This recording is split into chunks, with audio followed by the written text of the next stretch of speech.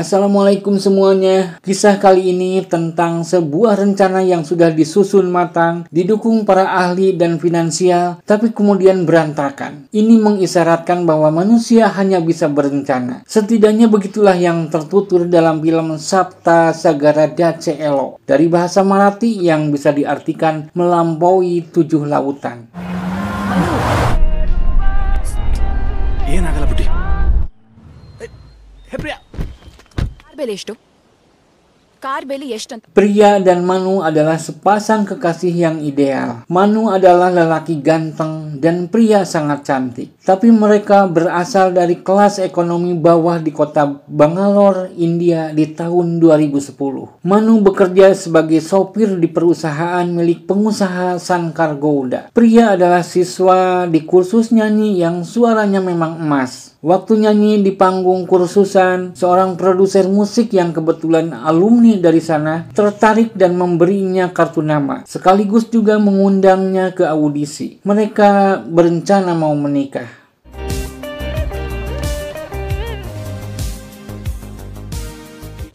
ಇಲ್ಲಿ ಯಾವ ತರ ಪ್ರಾಬ್ಲಮ್ ಇಲ್ಲ ಅಭ್ಯಾಸ ಆಗ್ಬಿಡುತ್ತೆ. Manu dan pria berkeliling kota mencari rumah atau kamar kontrakan sebelum menikah. Tapi rumah atau kamar kontrakan kumuh tidak ada yang cocok dengan selera mereka. Mereka pun melihat-lihat kontrakan di apartemen mahal, tapi sekedar menyalurkan mimpi saja. Untuk membayar kamar lumayan yang nyaman pun uang mereka kurang. Sungguh memang sulit hidup dengan penghasilan yang pas-pasan.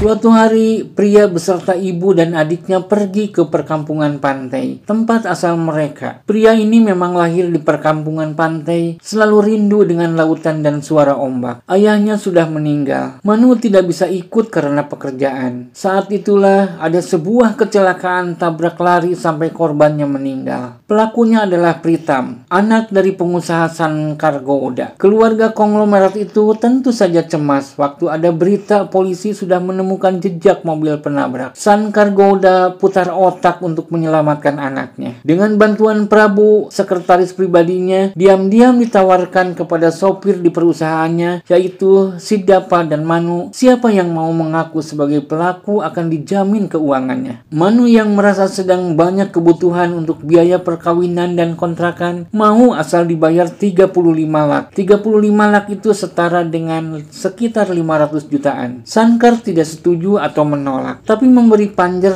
3 lak atau sekitar 60 jutaan. Hearing ಆದ್ಮೇಲೆ ತಲುಪುತ್ತೆ. ಏನದು? ಏನಾಯ್ತು? Pria yang baru pulang dari kampungnya marah. Dia sangat tidak setuju atas keputusan Manu. Tapi Manu berjanji di penjara hanya beberapa bulan dan ada jaminan di dalam penjara baik-baik saja. Uang yang 3 lak itu pun dimasukkan ke tas pria. Dan setelah di penjara nanti, bayaran akan semakin banyak. Bisa untuk membangun rumah di tepi pantai seperti cita-cita pria. Tentu saja pria menangis melihat Manu digiring polisi. Sejak itu dia tidak mau menghubungi Manu. Dia marah dan Manu yang berusaha menghubungi pria lewat telepon tidak mendapatkan hasil.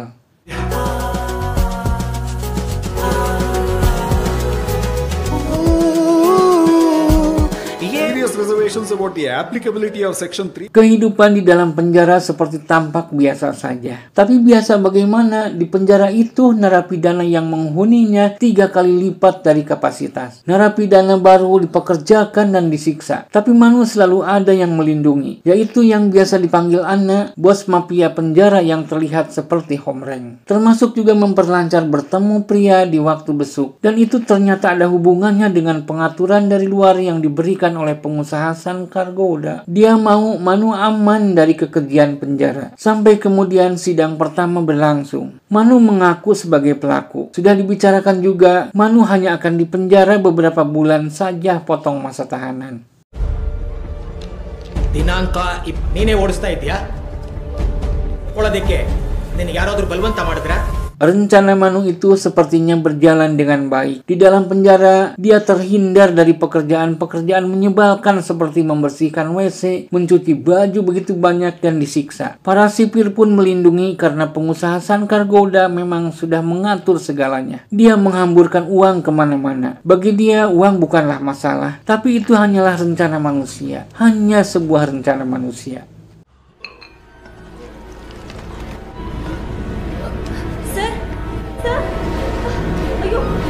Pengusaha Sankar Gowda tiba-tiba meninggal. Dia terkena serangan jantung. Rencana pun berubah. Manu merasakan saat itu juga. Jaminannya hilang. Anna, bos mafia di penjara itu, langsung menyiksanya. Anak buahnya memukuli Manu, menyuruhnya membersihkan WC dan mencuci pakaian narapidana lainnya. Selain mendapat bayaran, Anna, bos mafia penjara itu, ternyata punya rencana sendiri dengan pengusaha Sankar Gowda yang jalan masuknya adalah Manu. Tapi pengusaha kaya raya itu malah meninggal. Madam Prashant sir ಇಲ್ಲಿ ಕೊಡ್ರಿ ಪ್ರಶಾಂತ್ ಸರ್ ಏನಿಲ್ಲ ಮನು ಬಿದ್ದೆ ಅಷ್ಟೇ ಸುಳ್ಳು ಹೇಳ್ಬೇಡ. Pria sudah merasa akan terjadi hal buruk kepada kekasihnya ketika melihat berita kematian pengusaha Sankar Gowda. Betul saja, di pengadilan pengacara Prasan tidak hadir. Hakim marah dan mengundurkan persidangan. Manu kecewa. Saat di mobil penjara, dia mendapat surat dari pria. Tapi surat itu direbut napi lain dan sipir membantu menghalangi Manu yang marah. Di penjara, Manu membawa batu mau menghajar napi yang terus mengejeknya itu. Tapi seorang tua mencegahnya. Kalau kau tidak berpikir ingin bebas dari penjara, lakukanlah, katanya. Manu pun mengurungkan niatnya. ಹೋಗಬೇಕು ಅನ್ನೋ ಆಸೆ ಇಲ್ಲ ಅಂದ್ರೆ ಹೋಗು ಹೊಡಿ. Pria mencari keadilan dengan datang ke kantor pengacara Prasan. Tapi ahli hukum itu tidak mau bertemu. Datang ke Madam, istri pengusaha Sankar Gowda, juga tidak mau bertemu. Madam yang kemudian memimpin perusahaan malah pergi berlibur ke Amerika bersama Pritam anaknya.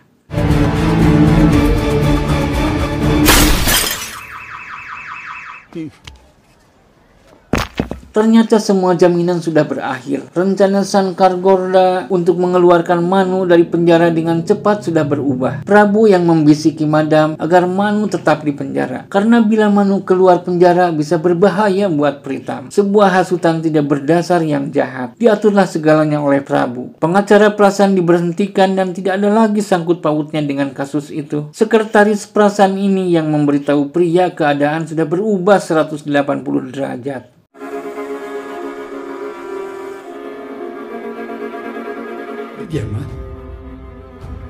Pria pun mencari pengacara lain dengan bayaran dari uang panjer yang 60 jutaan rupiah itu. Pengacara tua itu mempelajari kasus dan menghadirkan anak korban di pengadilan. Sayangnya anak korban tidak melihat pengemudi mobil saat malam kecelakaan itu. Dia malah marah kepada Manu yang sekarang mengaku tidak bersalah. Dia hanya disuruh dan ditekan mengaku pelaku tabrak lari itu. CCTV juga hanya memperlihatkan mobil, tidak sopirnya. Gagal sudah rencana yang sudah rapi itu.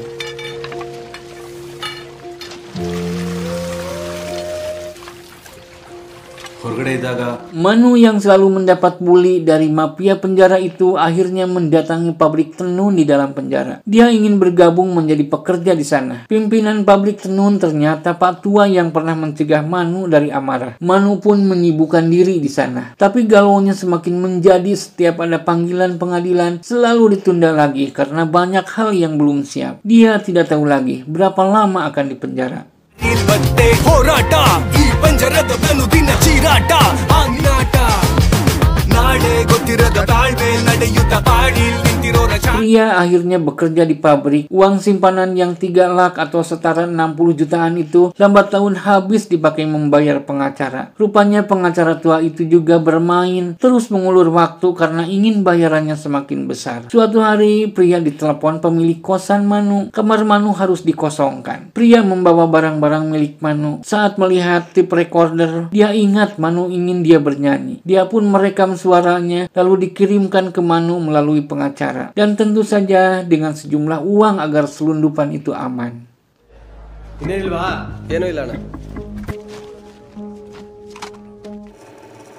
ನೀನ್ ನನ್ ಕತ್ತೆ ಆಗೋಕ್ಕಿಂತ ಮುಂಚೆ ನನ್ ಖುಷಿಗೆ ಹಾಡ್ತಾ ಇದ್ದೆ. Manu gembira mendapat kaset dari pria. Sembunyi-sembunyi dia mendengarkannya. Kadang tersenyum, bersedih, karena dia pun begitu rindu kepada pria. Rindu yang menjadi tidak jelas karena dia tidak tahu lagi sampai kapan di penjara. Apalagi saat teman di pabrik tenun mengungkapkan pria itu gadis cantik yang sangat mencintai Manu. Dari pengamatannya selama besuk, dia tahu pria sangat mencintai Manu. Pria tidak ingin Manu ada di dalam penjara terkutuk itu. Lalu saat besuk berikutnya, ternyata yang datang ibu pria. Dia bilang pria tidak lagi bisa bernyanyi. Pria selalu menangis. Si ibu ingin pria dan Manu segera menikah. Tapi kapan? Manu sangat menyesal apa yang sudah diputuskannya. Itu yang membuat Manu nekat kabur dari penjara.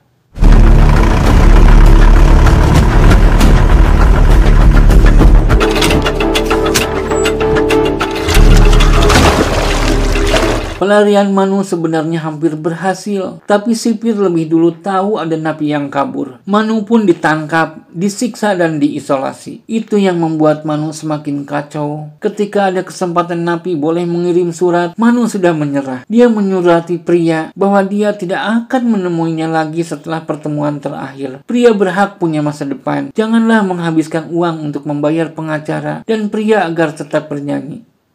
ನೀನು ದುಡ್ಡು ವೇಸ್ಟ್ ಮಾಡಬೇಡ.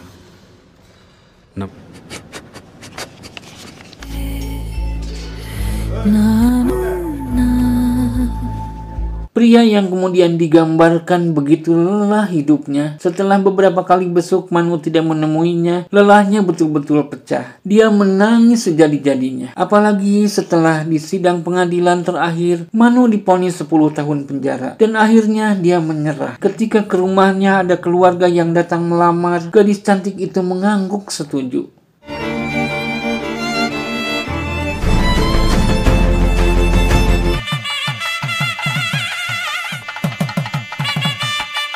Napi di pabrik tenun gembira karena kerja mereka akan dibayar juga dengan fasilitas telepon seminggu sekali. Manu menghubungi rumah pria, yang mengangkat adalah Vinod, adiknya pria, karena pria sedang keluar. Vinod memberitahu tanggal 27 nanti pria akan menikah. Tentu saja kabar itu membuat Manu galau berat. Amarahnya cepat memuncak, dan pada tanggal 27 itu, saat melihat bos mafia penjara yang suka membulinya, Manu tidak tahan lagi. Dia menghajar bos mafia itu sampai babak belur. Balasannya, segera napi lainnya mengerubuti Manu juga sampai babak belur.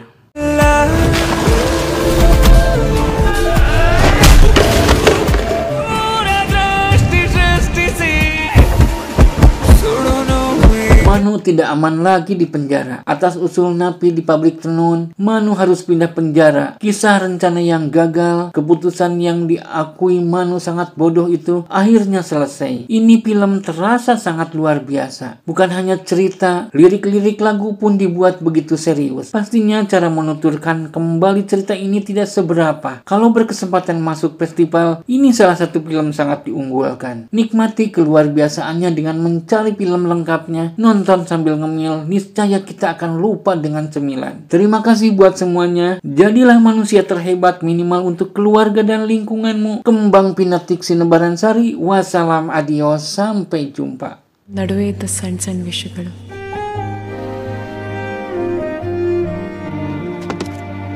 ನಿಂಗೋಸ್ಕರ ಮೊನ್ನೆ ಎಂತ ಒಳ್ಳೆ ಕನಸು ಬಿತ್ತು ಗೊತ್ತಾ?